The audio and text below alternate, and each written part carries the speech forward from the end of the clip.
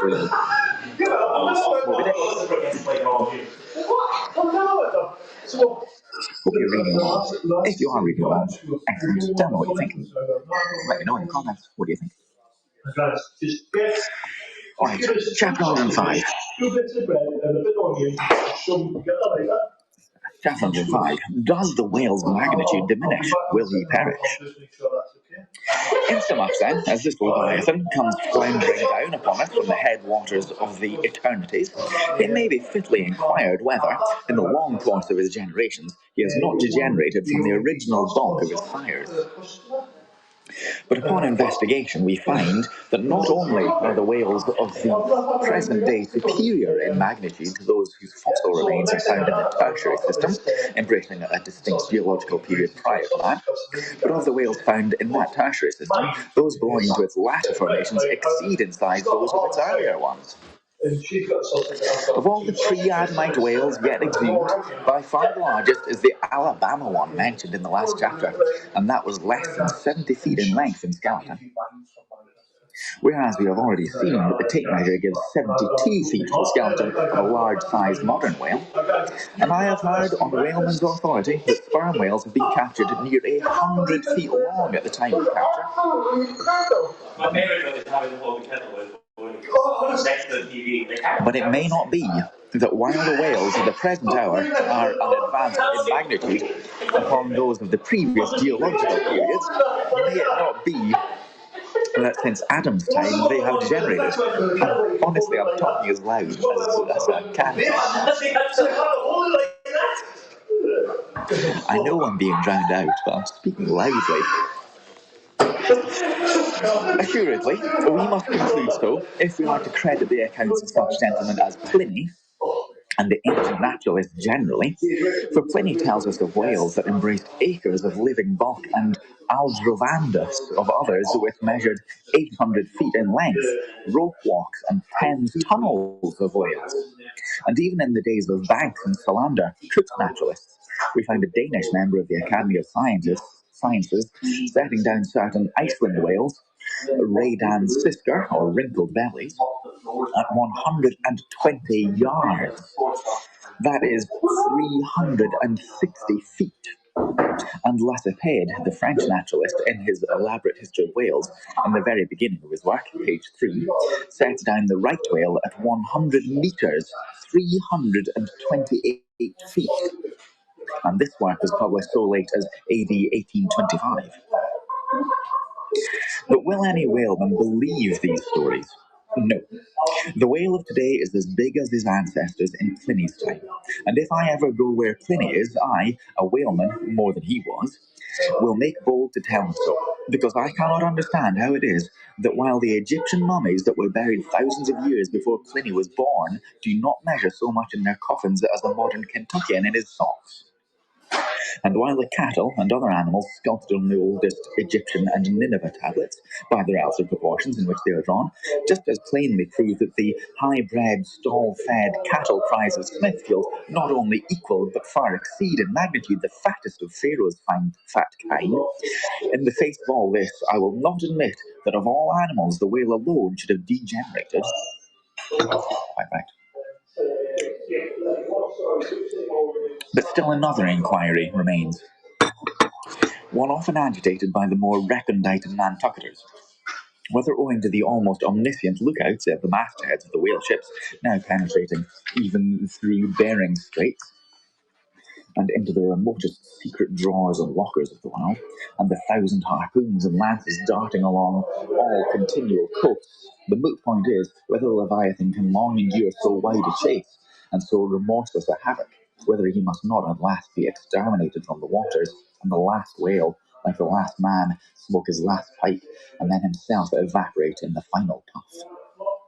That's interesting. Speculating there about the extinction of whales. So kind of well ahead of his time there. Interesting. Comparing the humped herds of whales, showing this law again, Comparing the herds of whales with the humped herds of buffalo, which not 40 years ago overspread by tens of thousands the prairies of Illinois and Missouri, and shook their iron manes and scowled with their thunder-clotted brows upon the sites of populous river capitals, where now the polite broker sells you land at the dollar an inch. In such a comparison, an irresistible argument would seem furnished to show that the hunted whale cannot now escape speedy extinction. But you must look at this matter in every light. Though so short a period ago, not a good lifetime, the census of the buffalo in Illinois exceeded the census of men now in London.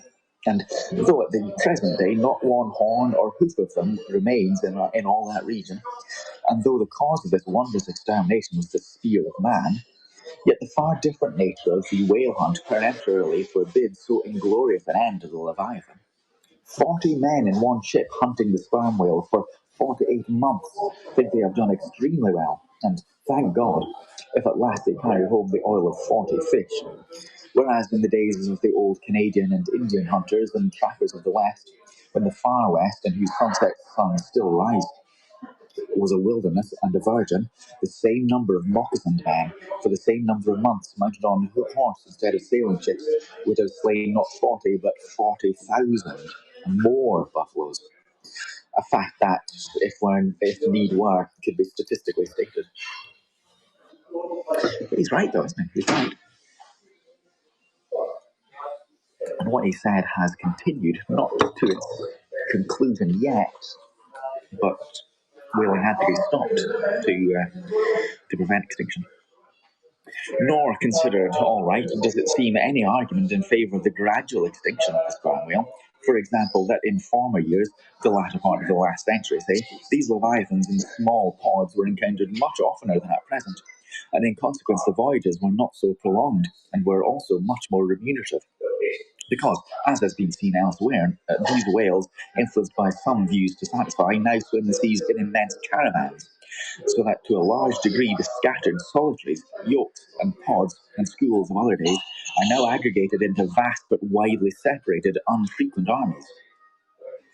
That is all. And equally fallacious seems the conceit that because the so-called whalebone whales no longer haunt many grounds in former years abounding with them, hence that species is also declining. For they are only being driven from promontory to cape, and if one coast is no longer enlivened with their jets, then be sure some other and remoter strand has been very recently startled by that unfamiliar spectacle. Furthermore, concerning these last mentioned leviathans, they have two firm fortresses which in all human probability will forever remain impregnable. And as upon the invasion of their valleys, the frosty Swiss have retreated to their mountains, so, hunted from the savannas and glades of the middle seas, the whalebone whales can at last resort to their polar citadels, and diving under the ultimate glassy barriers and walls there, come upon icy fields and floes, and in a charmed circle of everlasting December bid defiance to all pursuit from man. But as perhaps 50 of these whalebone whales are harpoons for one cachalot, some philosophers of the forecastle have concluded that this positive havoc has already very seriously diminished their battalions. But though for some time past a number of these whales, not less than 13,000, have been annually slain on the northwest coast by the Americans alone, yet there are considerations which render even this circumstance of little or no account as an opposing argument in this matter. Natural as it is to be somewhat incredulous concerning the populousness of the more enormous creatures of the globe, yet what shall we say to Harto, the historian of Goa, when he tells us that at one hunting the king of Siam took 4,000 elephants, that in those regions elephants are numerous as droves of cattle in the temperate climes. And there seems no reason to doubt that if these elephants, which have now been hunted for thousands of years by Semiramis, by Porus, by Hannibal, and by all the successive monarchs of the East, if they still survive there in great numbers, much more may the great whale outlast all hunting, since he has a pasture to expiate in, which is precisely twice as large as all Asia, both Americas, Europe, and Africa, New Holland, and all the isles of the sea combined. Moreover, We are to consider that from the presumed great longevity of whales, they are probably attaining the age of a century and more. Therefore, at any one period of time, several distinct adult generations must be contemporary. And what that is, we may soon gain some idea of by imagining all the graveyards, cemeteries, and family vaults of creation, yielding up all live bodies of all the men, women, and children who were alive 75 years ago, and adding this countless host to the present human population of the globe. Wherefore, for all these things we account the whale immortal in his species, however perishable in his individuality. He swam the seas before the continents broke water. He once swam over the site of the Tuileries and Windsor Castle and the Kremlin. In Noah's flood he despised Noah's Ark. And if ever the world is to be again flooded, like the Netherlands, to kill off its rats, then the eternal whale will still survive, and rearing upon the topmost crest of the equatorial flood, spout his frothed defiance to the skies. Thank you. Thank you. Do you like them all? Yeah. Okay, chapter 105. So, now, this will be a good one. Chapter 106, Ahab's leg. That'll be interesting.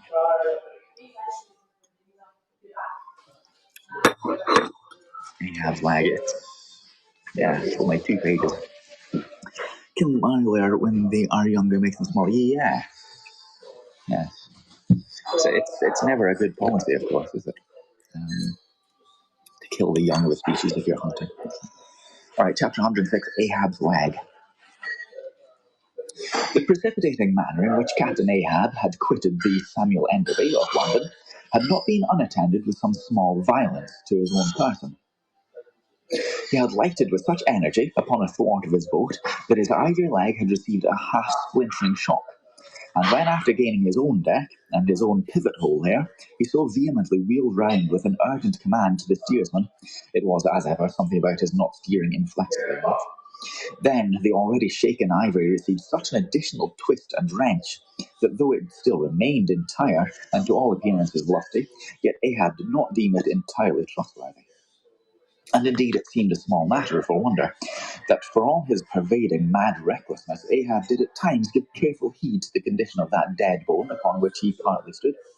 For it had not been very long prior to the Pequod's sailing from Nantucket that he had been found one night lying prone upon the ground and insensible by some unknown and seemingly inexplicable, unimaginable casualty, his ivory limb having been so violently displaced that it had stakewise smitten and all but pierced his groin. Nor was it without extreme difficulty that the agonizing wound was entirely cured. Nor, at the time, had it failed to enter his monomaniac mind that all the anguish of that then present suffering was but the direct issue of a former woe. And he too plainly seemed to see that, as the most poisonous reptile of the marsh perpetuates his kind as inevitably as the sweetest song of the grove, so equally, with every felicity, all miserable events do naturally beget their like. That's an interesting thought, isn't it? Do all sadnesses, all misfortunes beget more sadnesses? Yea, more than equally, thought Ahab, since both the ancestry and posterior of grief go further than the ancestry of posterity of joy. For not to hint of this, that is an inference from certain canonic teachings, that while some natural enjoyments here shall have no children born to them for the other world, but on the contrary, shall be followed by the joy childlessness of all hell's despair, whereas some guilty mortal miseries shall still fertilely beget to themselves an eternally progressive progeny of griefs beyond the grave. Not at all to hint of this, there seems still an inequality of the deeper analysis of this thing. For, thought Ahab, whilst even the highest earthly felicities ever have a certain unsignifying pettiness lurking in them, but at bottom all heart woes, a mystic significance, and in some men an archangelic grandeur, so do their diligent tracings out not belie the obvious deduction. To trail the genealogies of these high mortal miseries carry us at last among the sourceless primogenitors of the gods, so that in the face of all the glad haymaking suns and soft cymbaling round harvest moons, we must needs give in to this, that the gods themselves are not forever glad. This ineffaceable sad birthmark in the brow of man is but the stamp of sorrows in the singer. Thanks. Unwittingly, here a secret has been divulged, which perhaps might be more properly in a set way have been disclosed before. With many other particulars concerning Ahab, always had it remained a mystery to some why it was that for a certain period, both before and after the sailing of the Pequod, he had hidden himself away with such grand llama-like exclusiveness, and for that one interval sought speechless refuge, as it were, among the marble senate of the dead. Captain Peleg's bruited reason for this thing appeared by no means adequate, though indeed, as touching all Ahab's deeper part, every revelation partook more of significant darkness than of explanatory light. Hang on, I've lost the place. Yes. But in the end, all came one. This one matter did, all came out. This one matter did, at least. That direful mishap was at the bottom of his temporary reclusiveness. And not only this, but to the ever-contracting dropping circle ashore, who for any reason possessed the privilege of a less banned approach to him, to that timid circle, the above-hinted casualty, remaining as it did, moodily unaccounted for by Ahab, invested itself with terrors not entirely underived from the land of spirits and of whales. Wales as in Wales. And Wales. Yeah. So that, through their zeal for him, they had all conspired so far as they lay to muffle up the knowledge of this thing from others, and hence it was that not till a considerable interval had elapsed did it transpire upon the Pequod's decks. But, be all this as it may, let the unseen ambiguous synod in the air, or the vindictive princes and potentates of fire, hear to do or not with earthly Ahab. Yet in this present matter of his leg, he took plain practical procedures he called the carpenter. And when this functionary appeared before him, he bade him without delay set about making a new leg, and directed the mates to see him supplied with all the studs and joists of jaw ivory, sperm whale, which had thus far been accumulated on the voyage, in order that a careful selection of the stoutest, clearest grained stuff might be secured. This done, the carpenter received orders to have the leg completed that night, and provide all the fittings for it, independent of those pertaining to the distrusted one in use.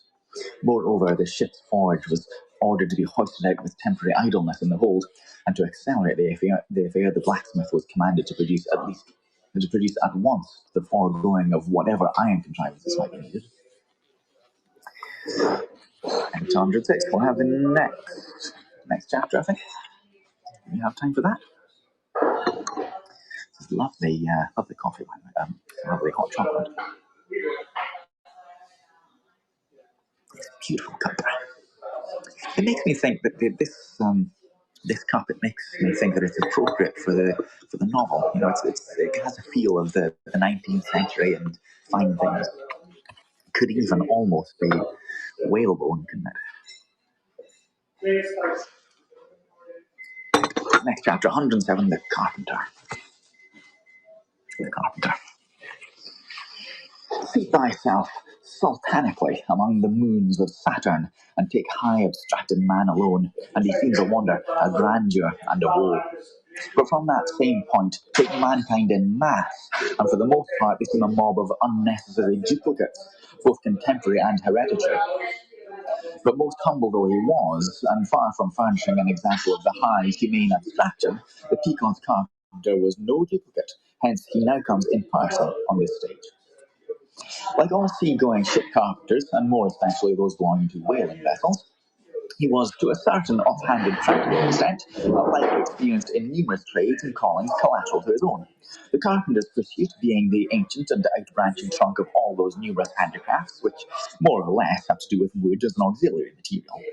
But besides the application to him of the generic remark above, this carpenter of the Pequod was singularly efficient in those thousand nameless mechanical emergencies continually recurring in a large ship upon a 3 or 4 years' voyage in uncivilized and far distant seas.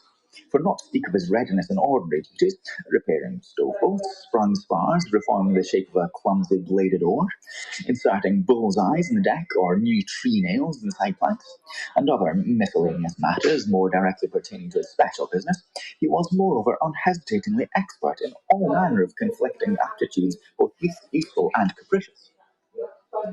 The one grand stage where he enacted all his various parts so manifold was his vice bench, a long, rude, ponderous table furnished with several vices of different sizes, both of iron and of wood.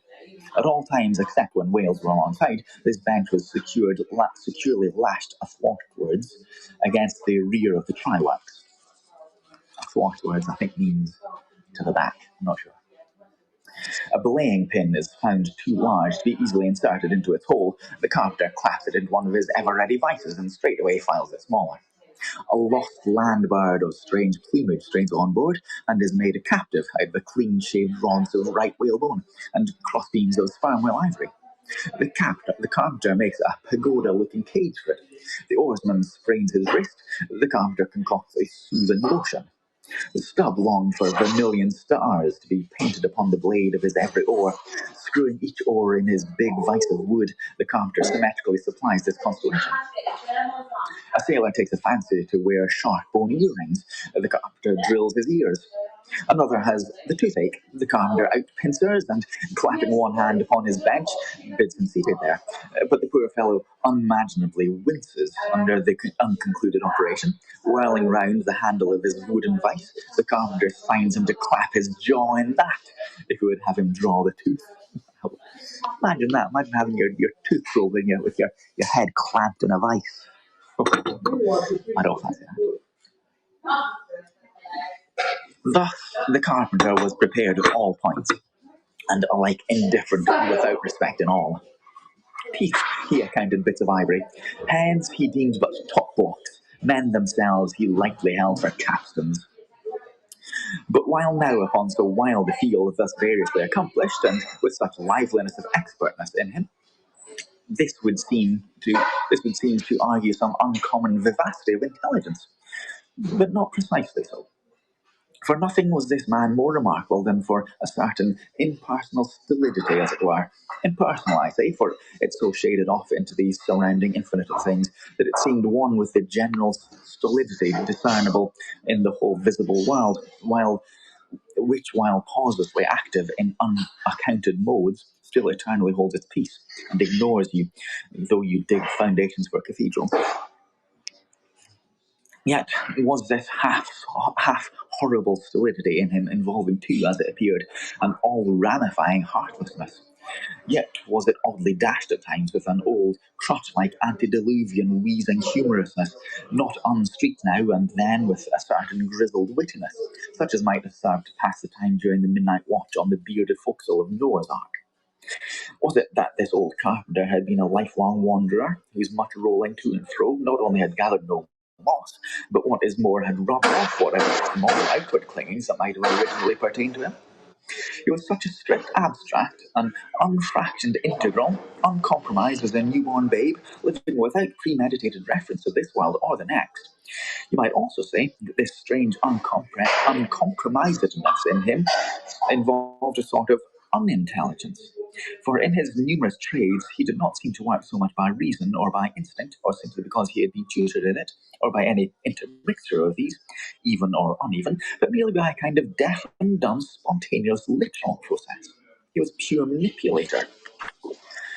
His brain, if he had ever had one, must have early oozed out into the muscles of his fingers. He was like one of those unreasoning but still highly useful multerm in parvo Sheffield contrivances, assuming the exterior, though a little swelled, of a common pocket knife, but containing not only blades of various sizes, but also screwdrivers, corkscrews, tweezers, awls, pens, rulers, nail filers, and countersinks. So if his superiors wanted to use the carpenter for a screwdriver, all they had to do was to open that part of it, and the screw was fast. Or if for tweezers, taking up by the legs, and there they were. Yet, as previously hinted, this omni-tooled, open and shut carpenter was, after all, no mere machine of an automaton. If he did not have a common soul in him, he had a subtle something that somehow anonymously did its duty. Anomalously did its duty. What that was, with our essence of quicksilver or a few drops of hartshorn, there is no telling. But there it was, and there it had abided for now some 60 years or more. And this it was that some unaccountable cunning life principle in him, this it was, and kept him a great part of his time soliloquizing, but only like an unreasoning wheel, which also hummingly soliloquizes, or rather his body was a sentry box, and this soliloquizer on guard there, and taking all the time to keep himself awake. I like the carpenter. He's like an interesting person. I like how he's compared to what turns out to be a Swiss Army knife. All those different parts ready to immediately and unthinkingly be applied to whatever job comes along. I like that. Right, so we'll have the next few chapters of Moby Dick next week, about 2 o'clock here in the Cloud House Cafe in Stow, which I thoroughly recommend. Let me just briefly show you the place. So I'm upstairs in the mezzanine level, and downstairs you can just wait to see a little bit of the downstairs, the main bit of the cafe. It's a very nice place, which I'd recommend. Don't forget tonight, phone box quiz tonight, and all the usual stuff. And next week, I'll have lunch again, and the next few chapters on Moby Dick. So hope you're reading along with me. Tell me if you are. Let me know in the comments. And I'll see you next week. So cheery bye, everyone. Have a nice Thursday.